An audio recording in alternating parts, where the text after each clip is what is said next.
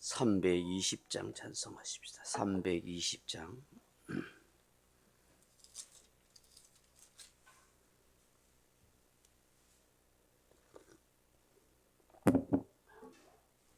찬송가 320장입니다. 320장.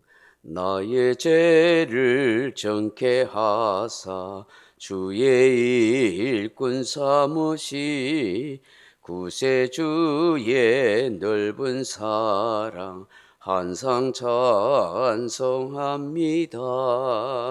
나를 일꾼 삼으신 주 크신 능력 주시고, 언제든지 주 뜻대로 사용하여 주셔서 내게 부어 주시려고 은혜 예비하신 주, 주의 은혜 채워주사 능력 있게 하소서. 나를 일꾼 삼으신 주 크신 능력 주시고, 언제든지 주 뜻대로 사용하여 주소서. 죄의 짐을 풀어주신 주의 능력 크도다. 나를 피로 사신 예수 내 맘속에 오소서. 나를 일꾼 삼으신 주 크신 능력 주시고, 언제든지 주 뜻대로 사용하여 주소서. 내게 성령 주여 내게 성령으로 충만하게 채우사, 생명수가 강물처럼 흐르게 하옵소서. 나를 일꾼 삼으신 주 크신 능력 주시고, 언제든지 주 뜻대로 사용하여 주소서. 아멘. 하나님 말씀 사도행전 13장 24절 25절 말씀 같이 읽겠습니다. 그가 오시기에 앞서 요한이 먼저 회개의 세례를 이스라엘 모든 백성에게 전파하니라. 요한이 그 달려갈 길을 마칠 때에 말하되, 너희가 나를 누구로 생각하느냐? 나는 그리스도가 아니라 내 뒤에 오시는 이가 있으니 나는 그 발의 신발끈을 풀기도 감당하지 못하리라 하였으니. 아멘. 사랑하는 성도 여러분, 예수님의 공생애와 사역에 있어서 세례 요한은 뗄래야 뗄 수가 없는 사람입니다. 성경은 그의 생애를 우리에게 잘 말씀해 주고 있습니다. 성경에서 세례 요한의 집안 배경과 환경, 그의 신앙과 삶과 인격에 대해서 어떻게 말씀하고 있습니까? 세례 요한은 아버지 제사장 사가랴와 어머니 엘리사벳 사이에서 난 아들입니다. 그런 제사장 집안으로 그 누구보다도 좋은 집안 배경과 환경을 가지고 있는 사람입니다. 세례 요한은 예수님과 친척이 되는 사람으로 예수님보다 6개월 먼저 난 사람이죠. 그는 그 좋은 환경과 배경에도 불구하고 광야에서 결혼도 하지 않고 홀로 살았습니다. 왜 그렇습니까? 일찍이 하나님께서 세례 요한을 선지자로 불러셨기 때문입니다. 예수님을 소개하고 예수님 앞서 광야에 외치는 자로 그렇게 부름을 받은 것입니다. 요한의 이름의 뜻은 하나님은 은혜로우시다 하는 뜻입니다. 그는 늘 하나님의 은혜 가운데 살아가는 선지자였다 하는 것입니다. 아시다시피 그는 예수님께 요단강에서 세례를 준 사람이고, 예수님을 보자마자 자기를 따르는 제자들에게 보라, 세상 죄를 지고 가는 하나님의 어린 양이로다, 메시아라고, 우리의 모든 죄를 속죄해 줄 구세주가 된다고 단번에 알아보는 영적인 통찰력을 가졌던 그런 선지자였습니다.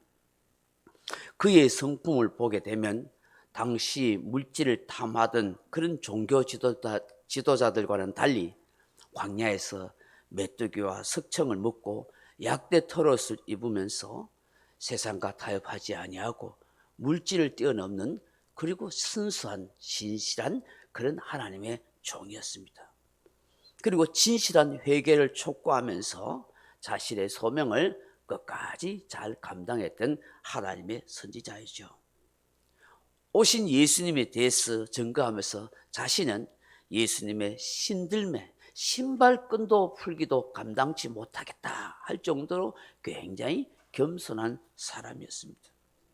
비록 상대가 무소불위의 권력을 가진 왕이라 할지라도 그의 불의한 행동과 잘못에 대해서는 단호하게 책망할 정도로 그렇게 용기 있는 선지자였다 하는 것입니다. 헤롯이 두려워해서 그의 책망을 가만히 들을 수밖에 없을 정도로 자기의 삶과 생활이 어렵고 백성들에게 존경과 귀감을 받는 그런 하나님의 종이었던 것입니다.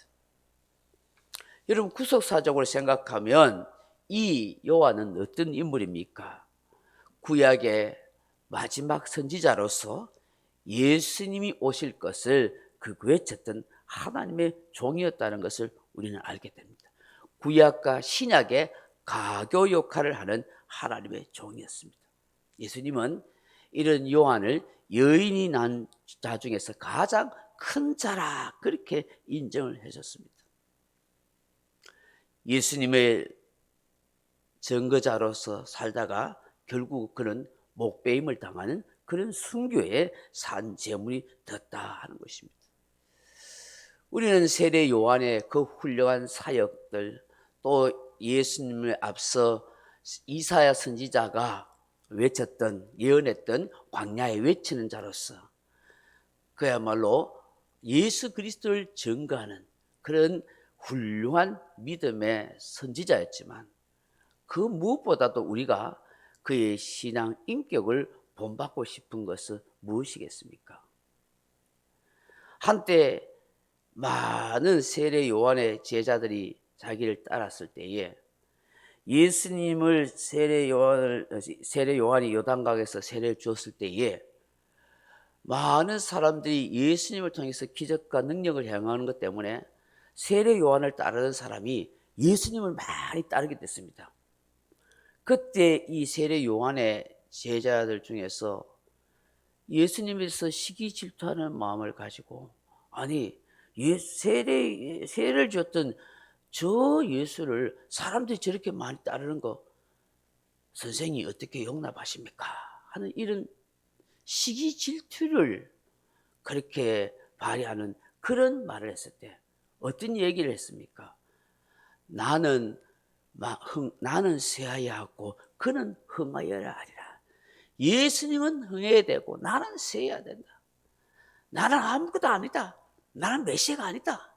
나는 하나님이 보낸 선지자고 저 메시아를 소개해야 할 그런 인물에 지나지 않는다. 그렇게 자기를 철저하게 낮춘 거예요. 여러분, 인간은 잘 그렇게 안 됩니다. 내가 인정받고 싶고 내가 높임받고 싶고, 그래서 다른 사람을 시기하고 질투하고 까내리려는 그게 인간의 본능이거든요. 대부분 사람들을 보십시오.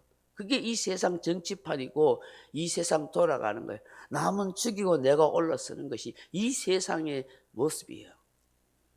근데 그런 분위기를 몰아갈 때도 세례 요한은 철저하게 나는 쇠하여야 하고 그는 흥하여야 하리라. 나는 예수님의 신발끈조차도 감당할 수 없는 정말 모자라고 부족한 인생이다. 나는 철저하게 예수님만, 오직 예수님만 나는 드러내야 할 인생이다 하고 그렇게 한 거예요. 여러분, 결혼도 하지 못하고 젊은 날에 하나님의 선지자 일하다가 억울하게 목베임 당하고 그렇게 죽은 거예요. 여러분 그 죽음이 헛된 죽음입니까? 그렇죠. 그렇지 않습니다. 예수님이 말한 것처럼 여자가 난 자 중에서 이 세상에 태어난 사람들 중에서 남자들 중에서 최고의 사람이라고 칭찬받은 거예요. 그는 하늘나라에서 영광의 면류관을 받는 그런 정말 축복의 주인공이 되었을 것입니다. 그런 환경과 그런 상황 속에서도 철저하게 자기에게 주어진 사명과 직분을 잘 감당하고 살아갔던 모습을 보게 되는 것입니다. 오늘 이 새벽에 우리가 세례 요한을 생각하면서 주님, 나도 세례 요한처럼 나에게 주신 직분과 섬김의 삶을 잘 감당하다가 주님 나라 가게 해 주옵소서. 철저하게 나 자신을 낮추고 겸손하게 하시고 그 누구도 시기 질투하지 않고 오직 주님만을 증거하고 높이며 또 다른 사람을 더 인정하고 높여줄 수 있는 그런 겸손한 하나님의 사람이 되게 하여 주옵소서. 그렇게 기도할 때에 하나님께서 저와 여러분을 정말로 복된 사람으로 그렇게 칭찬하실 줄로 믿습니다. 우리 각자 기도하시다가 돌아가시기 바랍니다.